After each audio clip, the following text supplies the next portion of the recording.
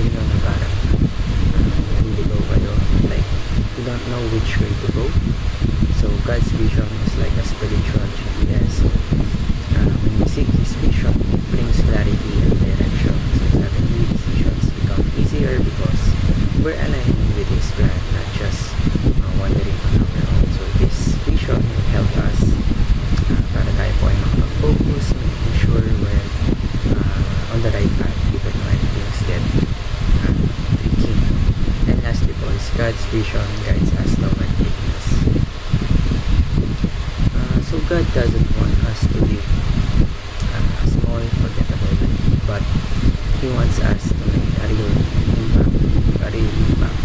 So when we follow His vision or step toward the greatness He brings within us, this doesn't mean fame or fortune, but it is about purpose, God's life, doing things that nagmamatter. So God's vision, pinibigyan tayo nito ng kalakasan to go beyond what's possible. So paano po natin ito ma-apply? Tayo po ay dalawa sa meditation. Pray for God's vision. Kapag tayo po ay nag-pray, i-ask po natin yung vision. So God, what's your plan for me? Anong plano mo para sa akin? So this invites Him to our lives to show us the bigger picture. So spend time in prayer, really listening for His direction, also follow His direction.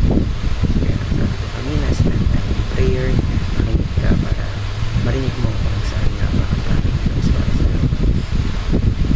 So kapag once na pinakita na ng Diyos direction or path para sa iyo, so ang next step mo is to follow. Kailangan mo sundan